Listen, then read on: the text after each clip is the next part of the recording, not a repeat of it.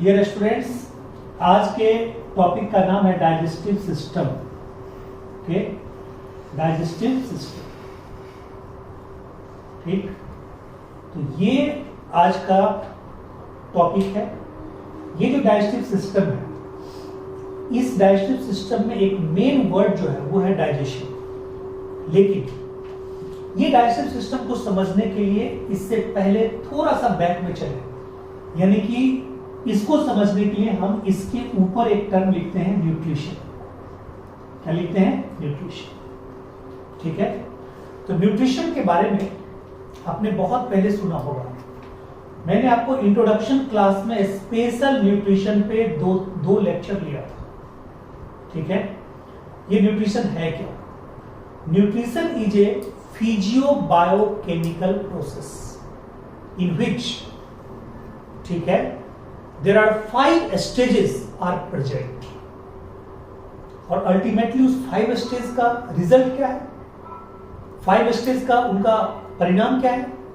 उस 5 स्टेजेस का जो रिजल्ट है वो है production of energy and formation of protoplasm. यानी ये न्यूट्रिशन का पर्पस है। यानी न्यूट्रिशन हम लोग इसलिए करते हैं कि हमें डिफरेंट मेटाबॉलिक एक्टिविटी को पूरा करने के लिए हमें एनर्जी मिले। हमें क्या मिले? एनर्जी मिले। ठीक है, यानी डिफरेंट मेटाबॉलिक एक्टिविटी को पूरा करने के लिए हमारे पास एनर्जी हो। यानी हमारे बॉडी में जो भी मेटाबॉलिज्म हो रहा है उसके लिए एनर्जी चाहिए। एनर्जी के लिए न्यूट्रिशन जरूरी है।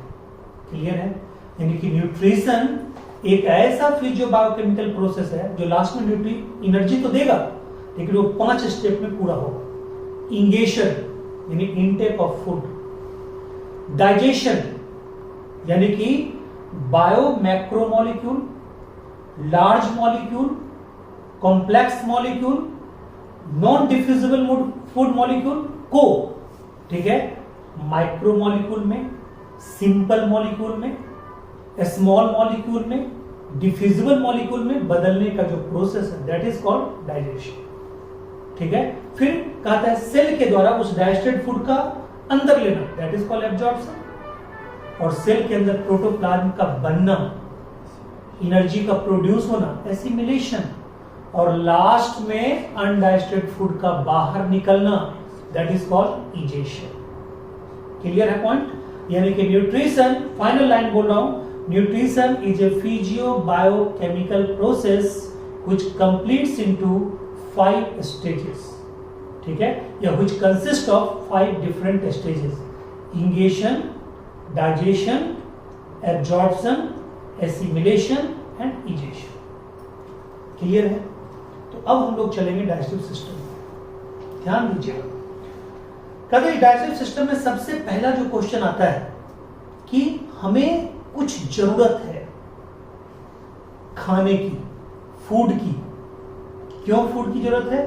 क्योंकि फूड का ऑक्सीडेशन होगा और तब हमें क्या मिलेगा? एनर्जी मिलेगा। ये फूड जो है, फूड के रूप में हमें क्या चाहिए? कहता वैसा कोई भी चीज कंसीडर्ड होगा फूड के रूप में जिससे हमें एनर्जी मिलती हो हमारे बॉडी में ऑक्सीडेशन के बाद।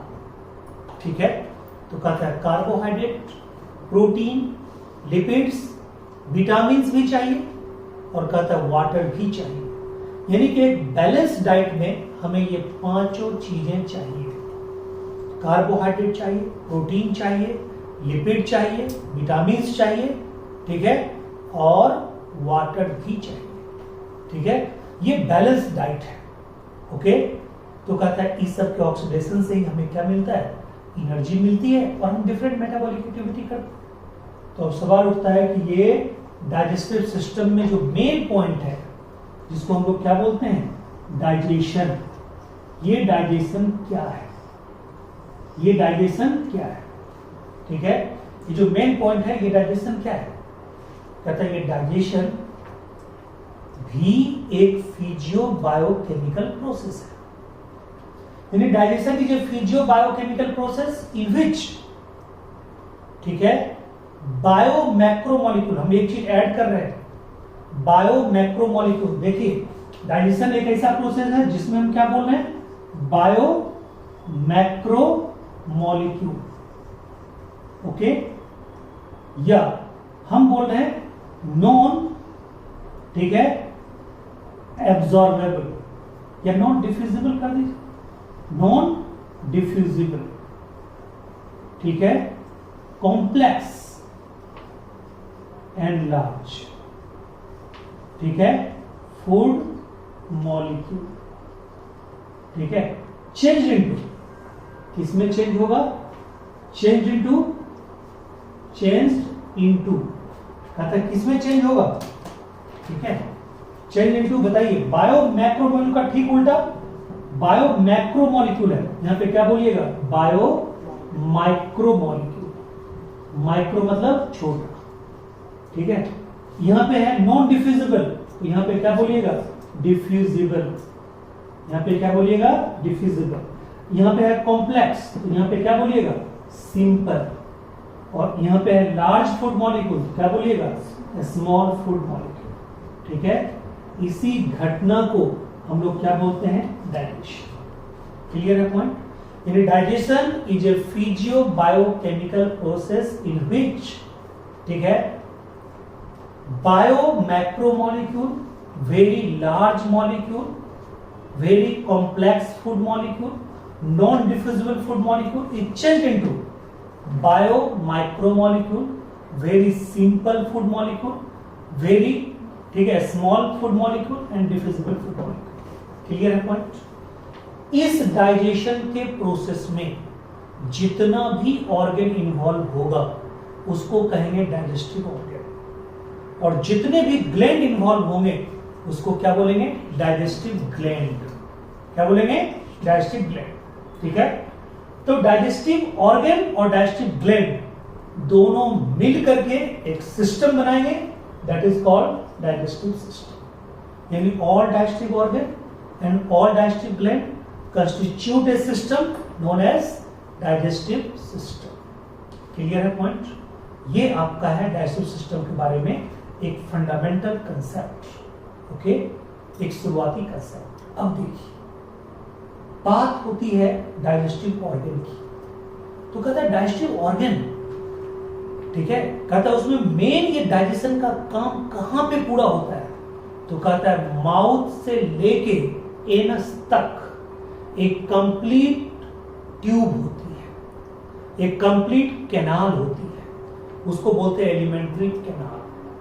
क्या बोलते हैं, एलिमेंट्री कैनाल। ये जान जाइए कि जो एलिमेंट्री कैनाल होता है, आपको एक सिंपल सा कोई भी क्वेश्चन पूछ दे, ये एलिमेंट्री कैनाल सबसे बड़ा किस में होता है, ओमनीवोरस में, कार्निवोरस में, हर्बीवोरस में, आपको बताना है हर्बीवोरस में, ठीक है, हर्बीवोरस का एलिमेंट्री कैनाल सबसे लंबा होता है, तो आप ज्यादा फीलिंग मत लीजिएगा आदमी के ऊपर, आपको कहेगा ह्यूमन में या रैबिट में किस में एलिमेंट्री कैनाल लंबा होता है, तो आप कहिएगा रैबिट में, इन्हें देखिएगा रैबिट से 20 गुना ज्यादा हम हैं, हमारा होगा 20 गुना ज्यादा लंबा एलिमेंट्री कैनाल, नो, रैबिट का एलिमेंट्री कैनाल क्या होगा, लंबा होगा, क्योंकि रैबिट क्या है, प्योर हर्बीवोरस, ठीक है, प्योर हर्बीवोरस, क्लियर है पॉइंट।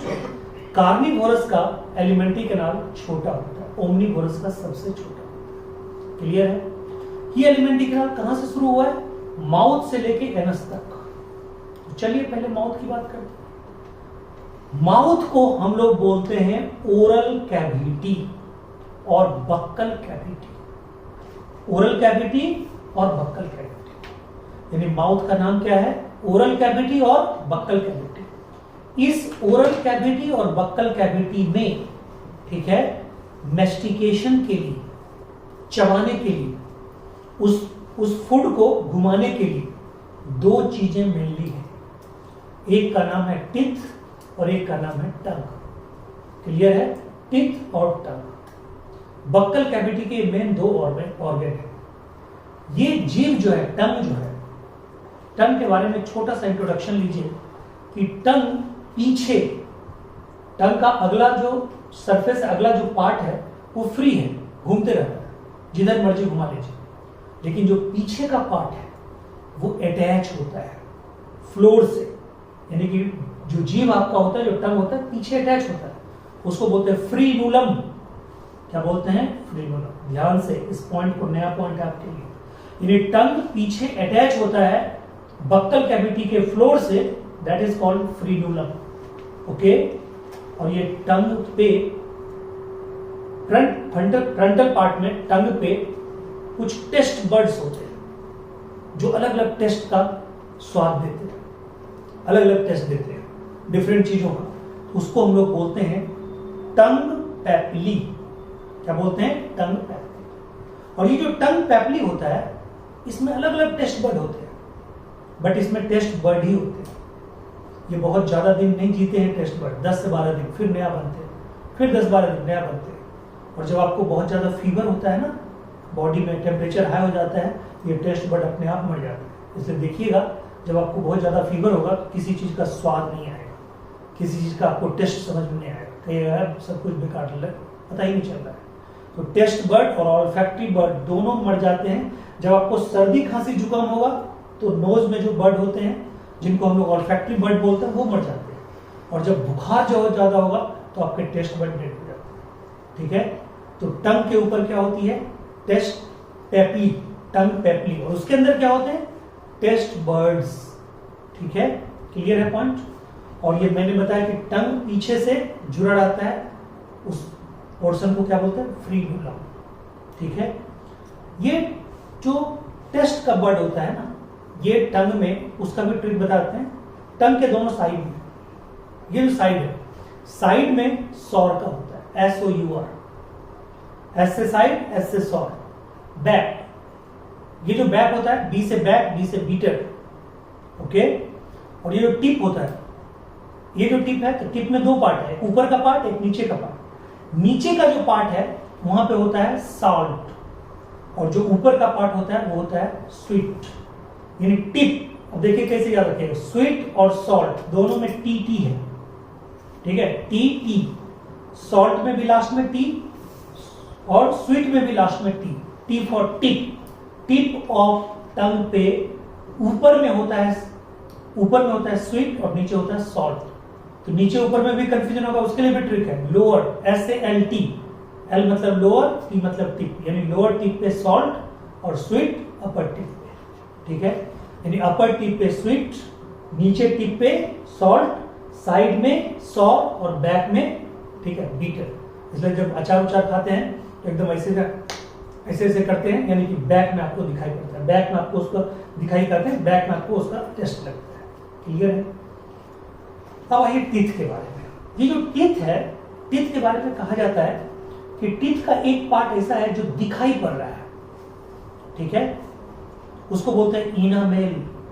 और जानिए, जो मैस्टिकेशन का काम है वो इनामेल ही करता है, चबाने का और घुमाने का काम इनामेल ही करता है। ठीक है, तो टीथ का जो पार्ट दिखाऊ है, जो पार्ट दिख रहा है, उसको हम लोग बोलते हैं इनामेल। और जो दिखता नहीं है, जो एक सॉकेट के अंदर बंद है आपके अंदर, उसको बोलते हैं डेंटाइन।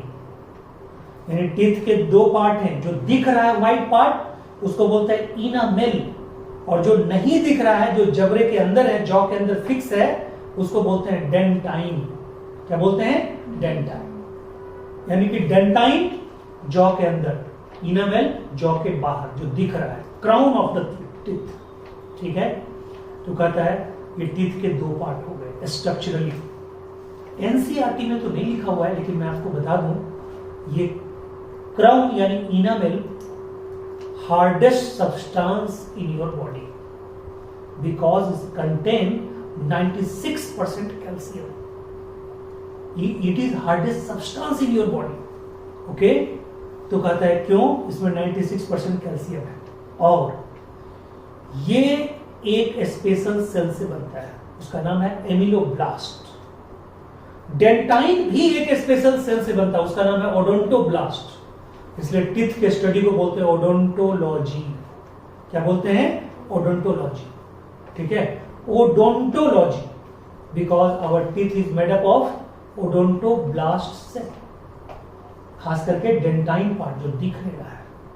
क्लियर है? इतना पार्ट आपको जरूर याद रखें। फिर आगे चलते हैं। कहता है आपके अंदर टीथ एक सॉकेट में बंद है। जॉ के अंदर एक सॉकेट है, उसमें टीथ एकदम बिल्कुल कैद है, आधा पार्ट, आधा ज्यादा पार्ट। उस कैद वाले पार्ट, हिडन पार्ट को क्या बोलते हैं? डेंटाइन। तो कहते हैं कि जब टीथ सॉकेट में हो तो उसको बोलते हैं थीकोडोंट। टीथ सॉकेट में नहीं हो, साइड से लगा हो, ठीक है, उसको बोलते हैं प्लूरोडोंट।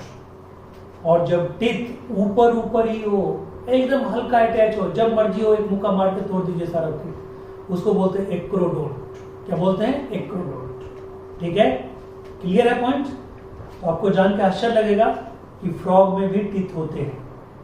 पकड़ के कभी देखिए, लेकिन उसके एक ही जबड़े पे टीथ मिलेगा, एक जबड़े पे टीथ नहीं है। ठीक है, एक जॉ पे टीथ मिलेगा। आपको बताना है कि किस जॉ पे टीथ है, तो आप लोग अपना मेढक खोजिए, उसको पकड़िए, बताइए। ठीक है, या किताब उताब गूगल में सर्च कीजिए, गूगल का जमाना है, तो वहां पे होते हैं टीथ, बट एक ही मतलब जॉ में होते हैं।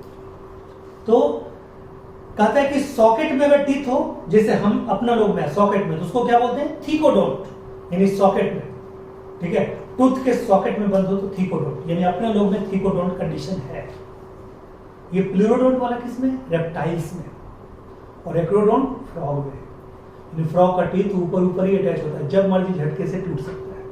और जो रेप्टाइल्स वगैरह होते हैं उनके टीथ साइड में अटैच होते हैं, सॉकेट में नहीं होते। क्लियर है? तो सॉकेट यानी कि फिक्सिंग ऑफ टीथ, यानी on the basis of fixing of teeth, attachment of teeth, there are 3 types of teeth. कौन कौन? Thecodont in socket, pleurodont by side, acrodont superficial. Clear? अब कहता है टीथ अगर एक ही बार जन्म ले और वही रह जाए, अगर बाय द वे टूट जाए तो फिर वो हो नहीं, उसको बोलते हैं मोनोफायोडोंट।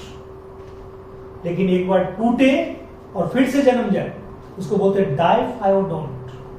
और बार बार टूटे, बार बार जन्मे, जब टूटे फिर जन्म जाए, उसको बोलते हैं पॉलीफायोडोंट। मोनो का मतलब एक, डाई का मतलब 2, पॉली का मतलब मेनी।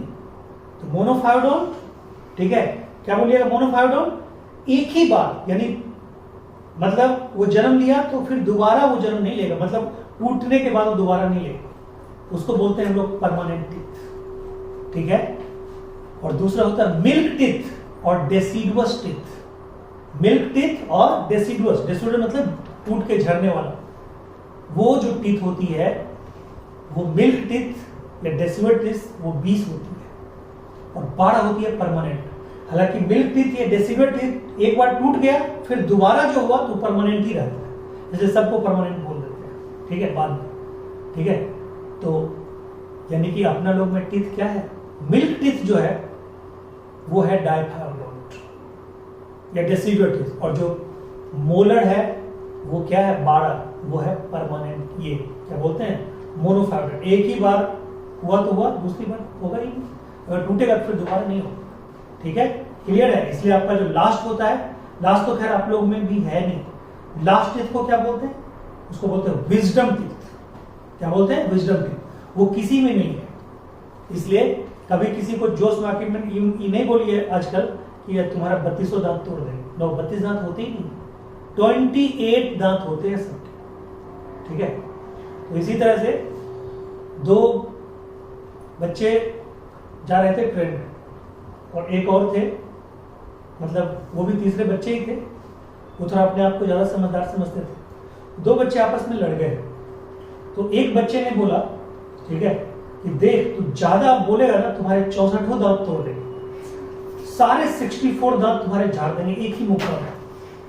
तो वो जो था एक, जो अपने आप को विद्वान समझता था, जो बायोलॉजी का पढ़ा लिखा समझ रहा था, वो कहता है पागल कहेंगे, 32 दांत होते हैं, तुम क्या बोले जा रहे हो 64 दांत तोड़ देंगे, 64 दांत तोड़ देंगे।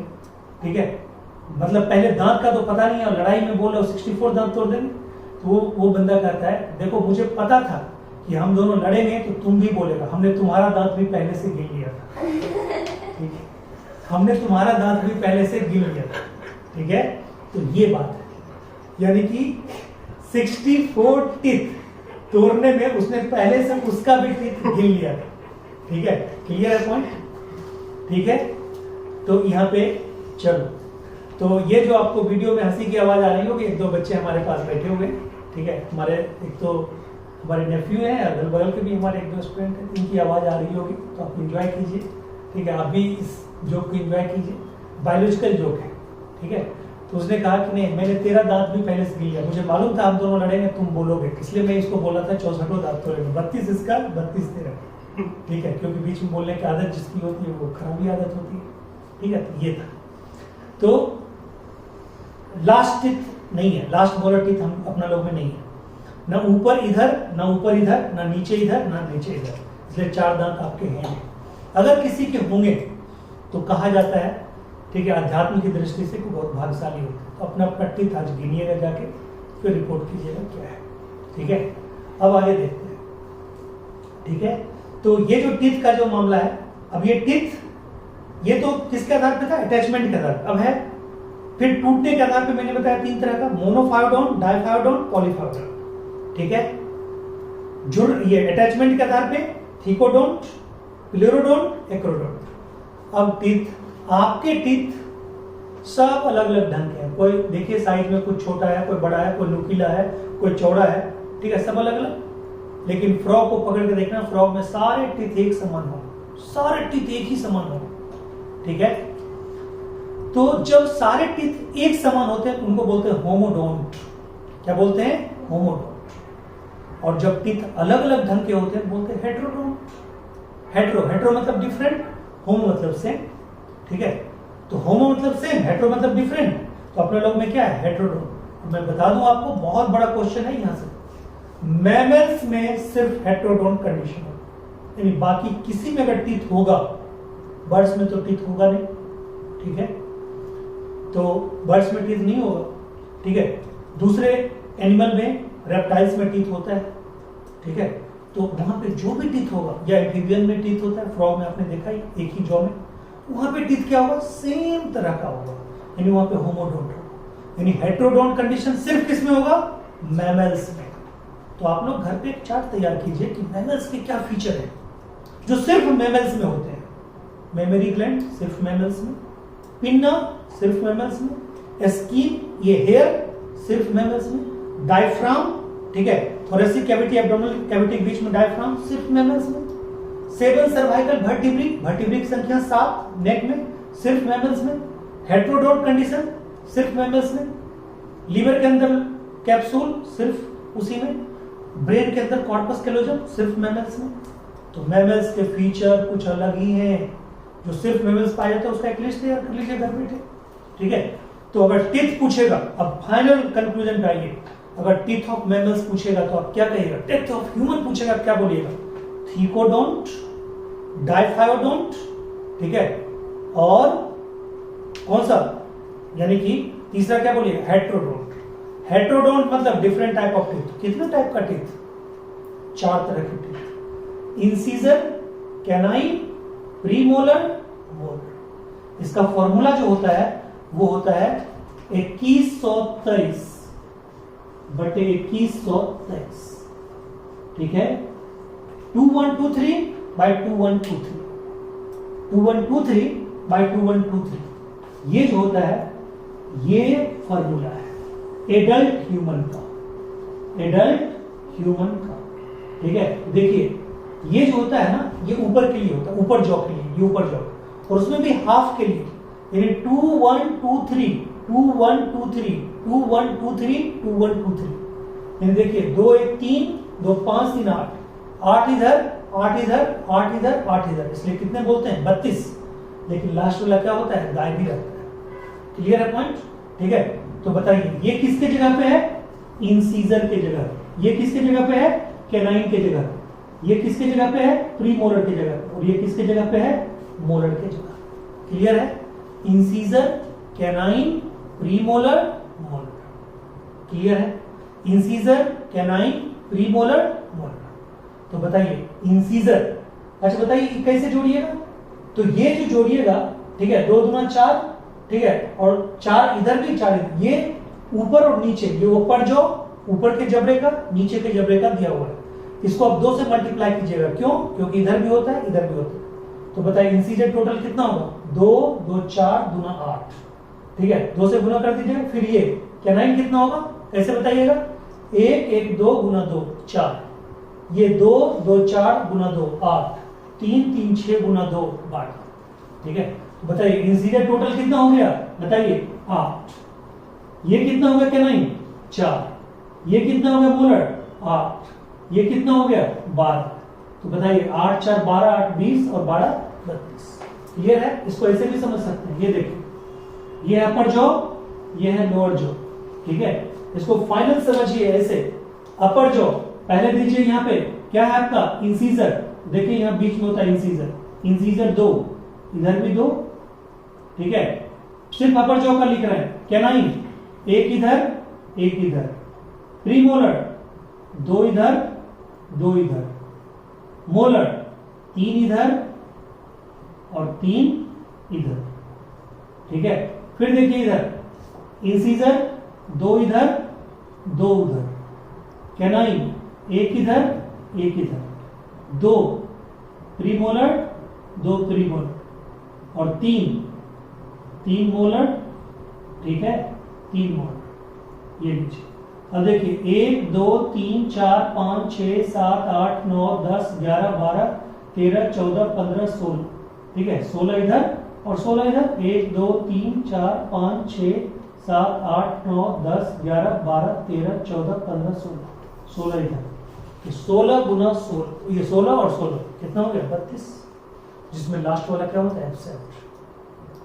अगर कोई पूछेगा बच्चे का डेंटल फार्मूला बता सकते हैं, बच्चे का थोड़ा यूनिक होता है। देखिए यहाँ पे 2102 बाय 2102, ये यानी बच्चे में इंसीजर होगा, कैनाइन भी होगा, बट प्रीमोलर गायब होगा बिल्कुल, और लास्ट में ये 2 होगा, विजडम टीथ नहीं होगा, लास्ट वाला मोलर नहीं होगा, यानी मोलर 2 होगा।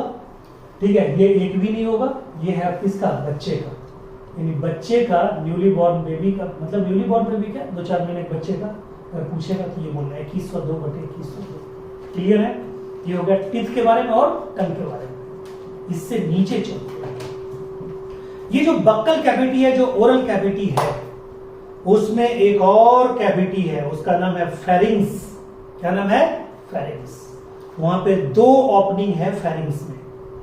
ठीक है, 2 ओपनिंग है फेरिंग्स में, एक है गलेट, एक है ग्लोटिस। एक क्या है गलेट, एक है ग्लोटिस। ठीक है, तो देखिए जैसे ये कह रहे हैं हम कॉमन ओपनिंग है, तो कॉमन ओपनिंग है तो हम एक ओपनिंग को क्या बोल रहे हैं, एक ओपनिंग को बोल रहे हैं गलेट, और एक को क्या बोल रहे हैं ग्लोटिस। क्या बोल रहे हैं ग्लोटिस। ये एक कैविटी है, किसके अंदर, बक्कल कैविटी के अंदर। ठीक है, 2 ओपनिंग है, ये ओपनिंग किसका है, ओसोफेगस का। ये किसका है, ओसोफेगस का। और ये ओपनिंग किसका है, ट्रेकिया का। ये किसका है, ट्रेकिया का। और ये किसका है, बोलिए, ये है ओसोफेगस का, ओसोफेगस। तो बताइए, ठीक है, ये कैविटी को हम लोग क्या बोलेंगे, फेरिंग्स। ओपनिंग को क्या बोलेंगे, गलेट, और ट्यूब को क्या बोलेंगे, ओसोफेगस। क्या बोलेंगे, ओसोफेगस। क्लियर है, अब ध्यान से देखना इधर। ओसोफेगस जो है ये एक लंबा ट्यूब है जिससे भोजन जाता है, इसलिए इसको बोलते हैं फूड पाइप। ये लंबा ट्यूब है, इससे एयर जाता है, इसलिए इसको क्या बोलते हैं, विंड पाइप। क्या बोलते हैं, विंड पाइप। विंड पाइप का नाम ट्रेकिया, फूड पाइप का नाम ओसोफेगस। क्लियर है, अब देखो इधर।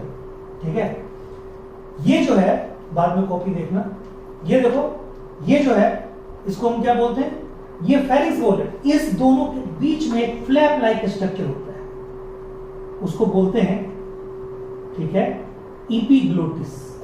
क्या बोलते हैं, इपीग्लोटिस।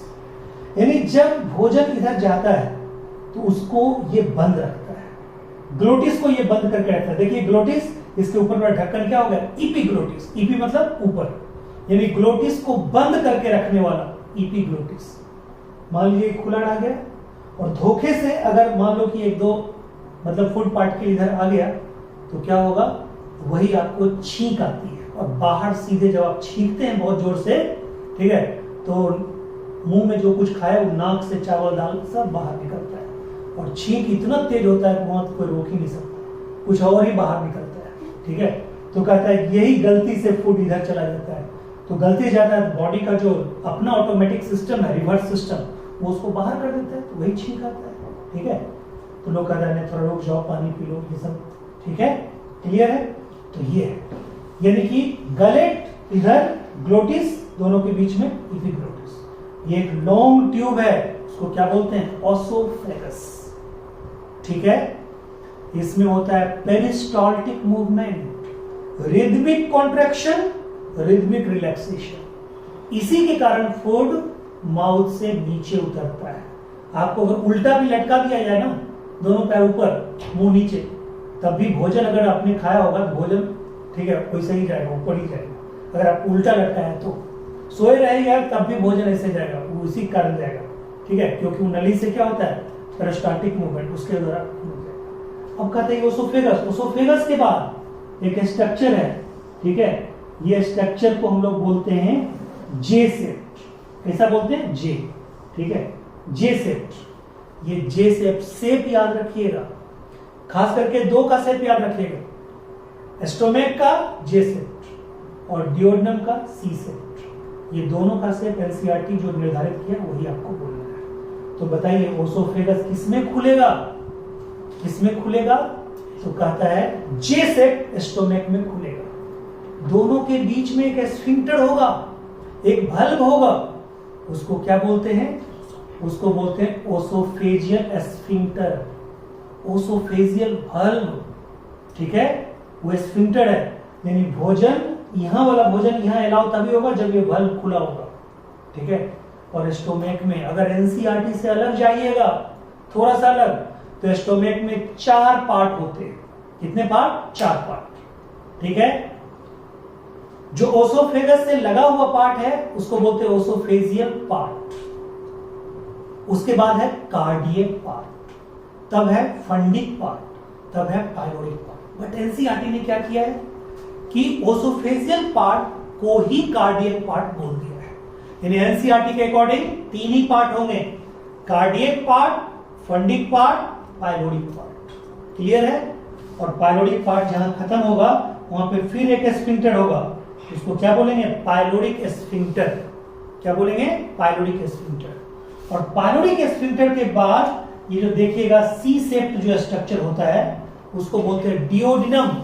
क्या बोलेंगे, डियोडिनम। डियोडिनम के बाद जो क्वाइल्ड स्ट्रक्चर होता है उसको बोलते हैं जेजुनम, और जो हाईली क्वाइल्ड होता है उसको बोलते हैं इलियम। क्लियर है पॉइंट। यानी जे शेप्ड स्ट्रक्चर को क्या बोले, एस्टोमेक। एस्टोमेक में एनसीईआरटी के अकॉर्डिंग कितने part, 3 part, cardiac part, fundic part, pyloric part. याद रखना है फंडिक पार्ट में क्या होता है, गैस्ट्रिक ग्लैंड। क्या होता है, गैस्ट्रिक ग्लैंड। पाइलोरिक पार्ट इसलिए बोलते हैं क्योंकि आगे स्फिंक्टर का नाम क्या है, पाइलोरिक स्फिंक्टर। और पाइलोरिक स्फिंक्टर के बाद इंटेस्टाइन का पार्ट शुरू होता है, स्मॉल इंटेस्टाइन का, जिसमें पहला पार्ट डियोडिनम, ठीक है, जो सी शेप्ड, हाई मतलब क्वाइल्ड पार्ट जेजुनम, और हाईली क्वाइल्ड, बहुत ज्यादा coiled, that is called ilium.